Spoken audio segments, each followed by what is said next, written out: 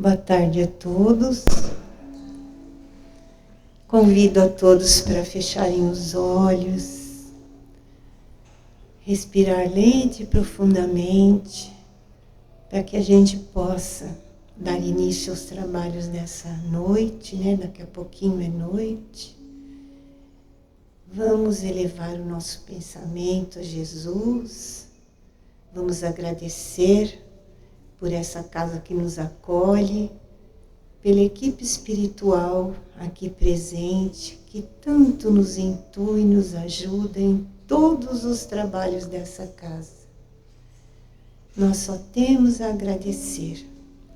Então é com muito carinho que nós vamos dando início aos trabalhos dessa noite, fazendo agora a prece que Jesus nos ensinou. Pai nosso que estais nos céus, santificado seja o vosso nome, venha a nós o vosso reino, seja feita a vossa vontade, assim na terra como nos céus. O pão nosso de cada dia nos dai hoje, perdoai as nossas ofensas, assim como nós perdoamos a quem nos tem ofendido. E não nos deixeis cair em tentações, mas livrai-nos, Senhor, de todo o mal, pois vosso é o reino, o poder e a glória para todo sempre. Que assim seja, graças a Deus e graças a Jesus. E agora nós vamos envolver de muito amor, de muita luz, a nossa irmã Regina, que vai fazer a palestra do Evangelho de hoje, tá? Muito obrigada.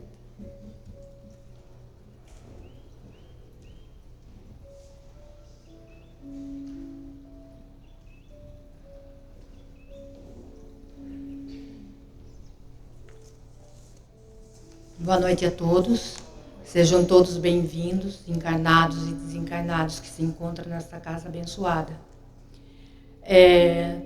Na última quarta-feira, nós estamos estudando um livro que chama-se Na Medida do Amor.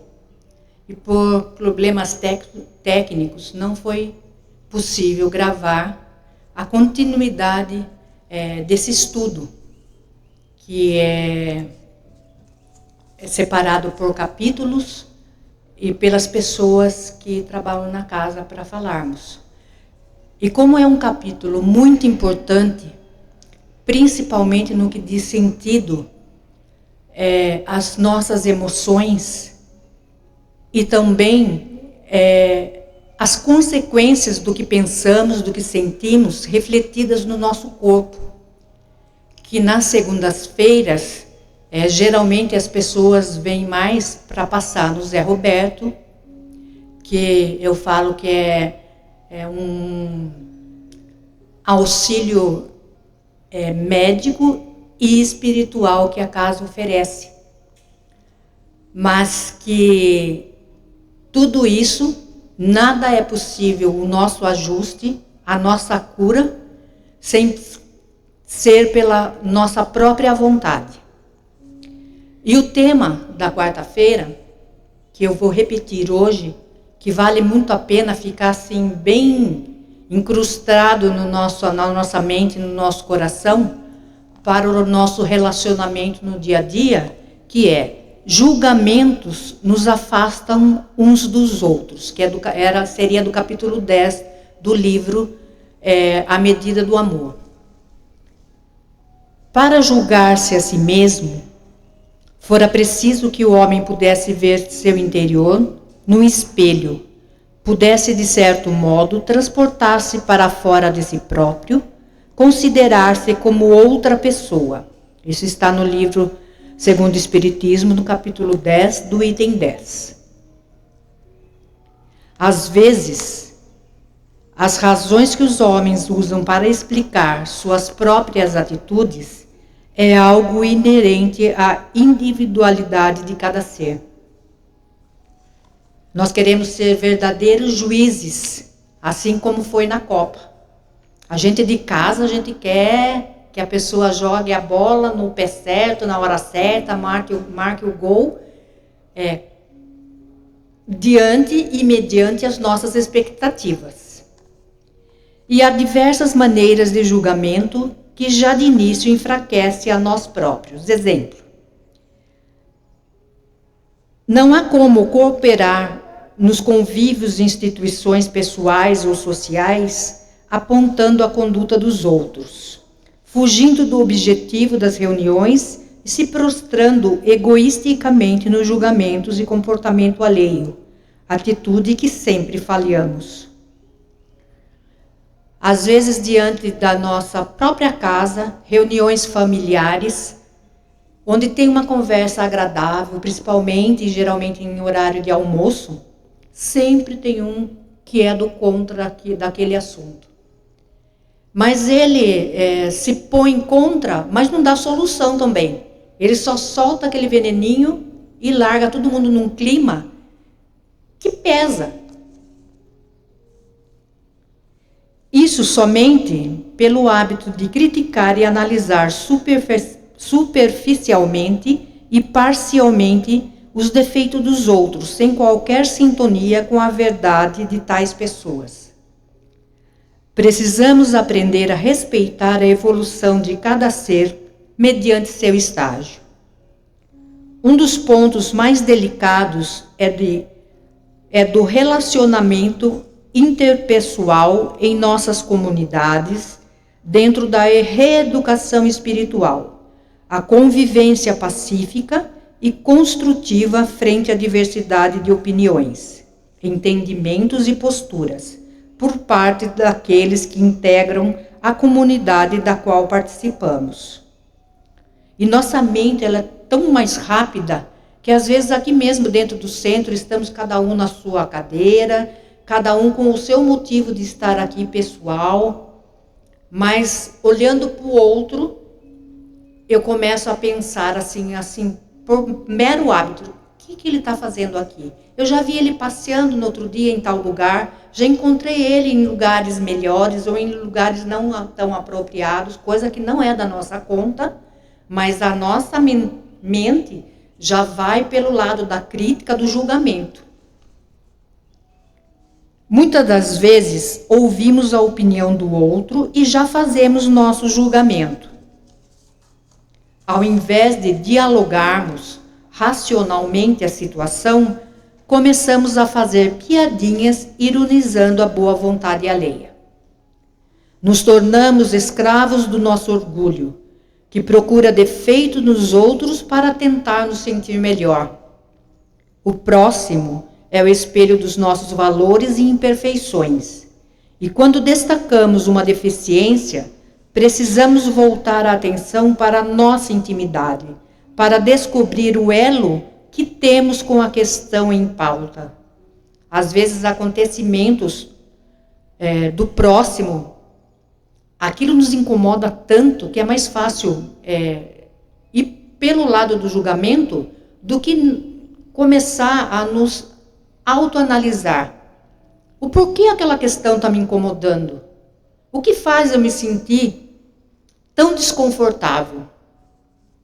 Certamente serão as questões que mais dificuldades de lidar com relação a nós mesmos, e quando não temos consciência dessa sintonia, reforçamos mais aquele traço de dificuldade em nossa personalidade. Esse exercício de olhar a nós mesmos é um verdadeiro exercício de autodescobrimento. Aí vem a frase, o cisco no olho do outro e não perceber a trave no nosso. Muitas vezes temos a sensação de que estamos sendo avaliados por alguém. Qualquer lugar que a gente esteja, às vezes a gente, sem querer, você percebe que alguém está olhando, nos notando. Gente apontando o dedo, opinando sobre suas escolhas, seus sentimentos e a maneira de ser. O problema é quando nós começamos a acreditar que esse tribunal é real. Ficamos prostrados à espera da sentença que nunca vai nos absolver por completo. A verdade é esta: a única juíza da nossa história é nós mesmos. A opinião alheia não acalma nossa alma, não constrói nossos sonhos. Precisamos dissolver esse tribunal imaginário que nos limita em nossas ações. Nossa vida nos pertence, não está em votação. Um bom princípio para reeducar a nós mesmos é cultivar o sentimento de sensibilidade e compreensão para com todos. Essa atitude exige de nós a disponibilidade de interagir e de criar vínculos de interdependência com as pessoas.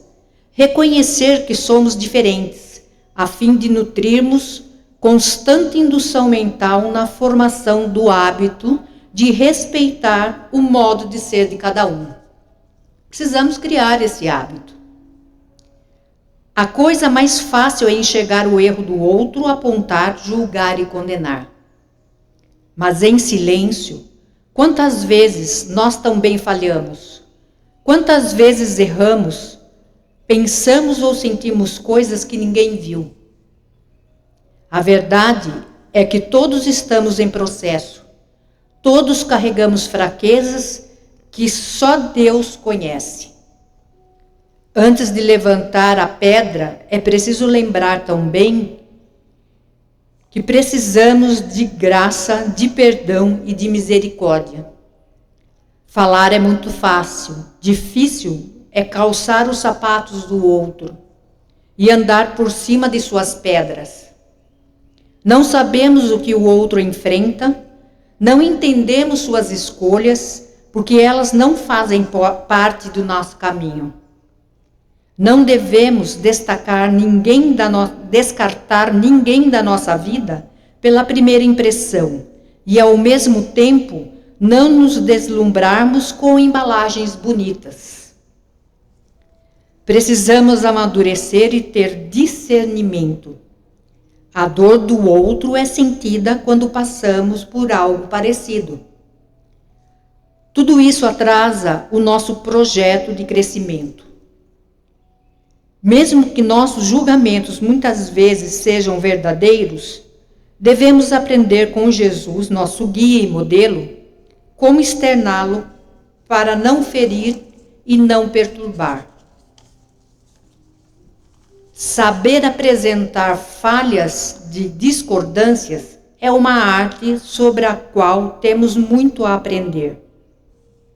Podemos sim ver que algo está errado, até ajudar, principalmente na parte profissional, mas saiba falar com sutileza para não magoar.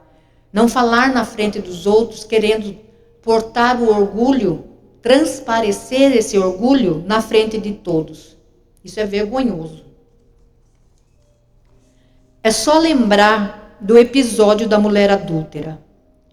Jesus não faltou com o corretivo e nem a julgou, utilizando-se de um extraordinário recurso pedagógico que desenvolveu a particularidade dos juízos, a consciência de cada um através do seu pronunciamento. Atirem a primeira pedra os que se encontram isentos de pecado. E todos sabemos qual foi o efeito dessa frase e deste recurso na vida pessoal dos que ali se encontravam. Nossa necessidade de guardar ideias em forma de juízos definitivos e inflexíveis sobre as pessoas é fruto do nosso orgulho. Nossos julgamentos injustos pecam pela ausência de bons sentimentos, pela privacidade e, acima de tudo, pelas projeções que fazemos de nós mesmos. Sofremos sem necessidade, pois a inaceitação chega a ser tão ostensiva que nos magoamos com facilidade com as ações que não correspondem às nossas expectativas, ainda que elas não nos prejudiquem. Nós temos a mania de sermos melindrados. Qualquer palavrinha, não nos vemos, nem ouvimos o que falamos, que é lançado da nossa boca.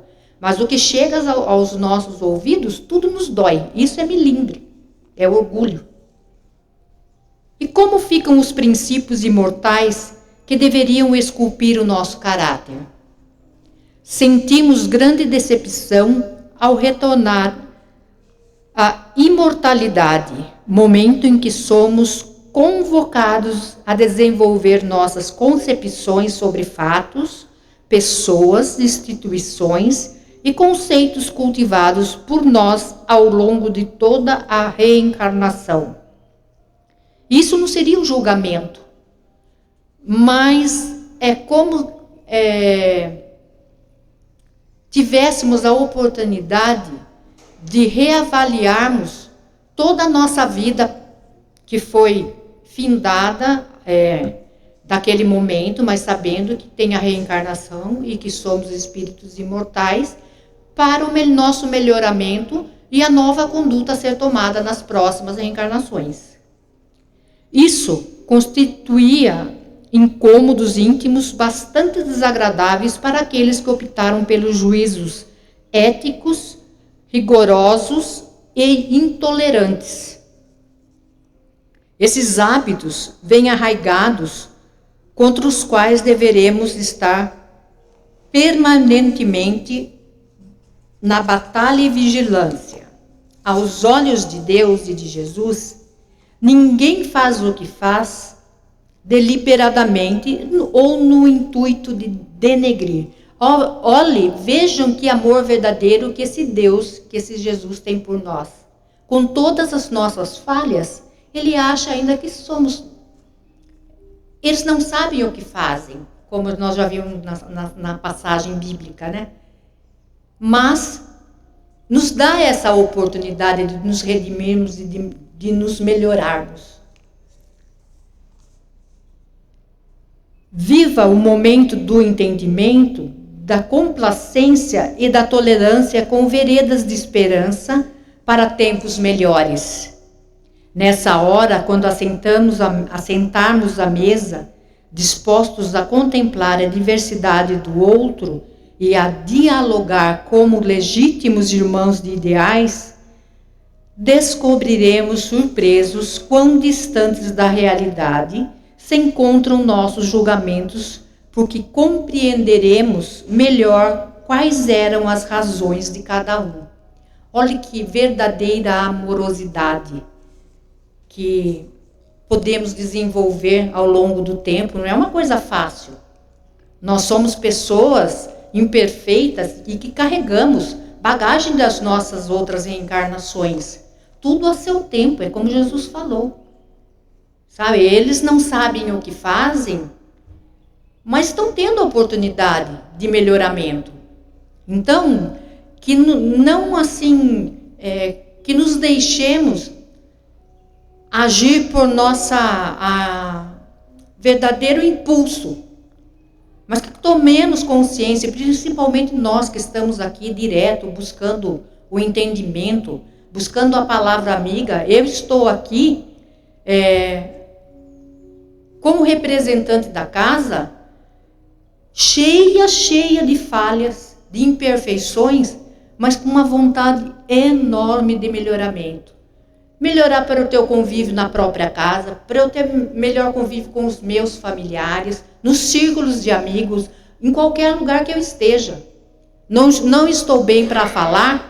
É tão gostoso quando você está em algum lugar, você está numa fila de um supermercado, quando você está numa clínica médica, que alguém olha para você, simplesmente um bom dia, um sorriso.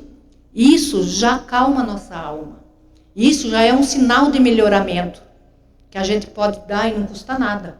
Sorrir. Simplesmente sorrir. E hoje,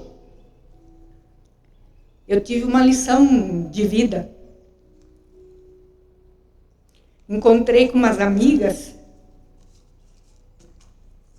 que recordaram, mediante uma foto, que hoje faz 38 anos que minha mãe faleceu. E elas falaram, em casa todo mundo me chama de Nair, porque eu vivo sorrindo. Em qualquer situação, lá estou eu sorrindo, dando gargalhada. Olha que presente eu, como filha, receber isso hoje. Nas maiores dificuldades de vida que ela teve, a maior lição ficou. O sorriso, que é lembrado não por parentes, lembrado por amigos. Esta é uma verdadeira lição que qualquer um pode deixar. A palavra que eu tinha para falar de hoje é isso. Espero que vocês saiam com o coração aliviados, que vocês saiam com o coração confortados e assim com a coragem de começar a exercer essa vontade de não julgar, de não se julgar. Quantas vezes paralisamos nossa vida pelo julgamento dos outros, que chegamos a acreditar, nossa, eu sou isso mesmo que a pessoa está apresentando, eu não tenho vontade, eu não tenho coragem, eu sou feia, porque a mídia social expõe regras, padrões de beleza, padrões de comportamentos que às vezes a gente assim se ilude e acaba acreditando que a gente não tem esse potencial todo. Um dos potenciais maiores que a gente não se lembra, que somos espíritos e temos Deus dentro da nossa morada, da nossa casa, que é o nosso espírito. Quer maior fortaleza que isso? Você é e sempre será um filho de Deus muito amado, forte e corajoso para enfrentar qualquer situação. Fechemos os nossos olhos, agradecendo por mais esta oportunidade de estarmos aqui presentes, sempre nesta casa abençoada de Joana de Ângeles, onde ao chegarmos não precisa nem falar. A equipe espiritual já sabe o que temos, o que sentimos, tanto física como espiritualmente. Mas vale relembrar e ressaltar que a vontade é nossa, porque eles estarão sempre de braços abertos a nos receber e nos procurar ajudar em qualquer situação. Graças a Deus e graças a Jesus.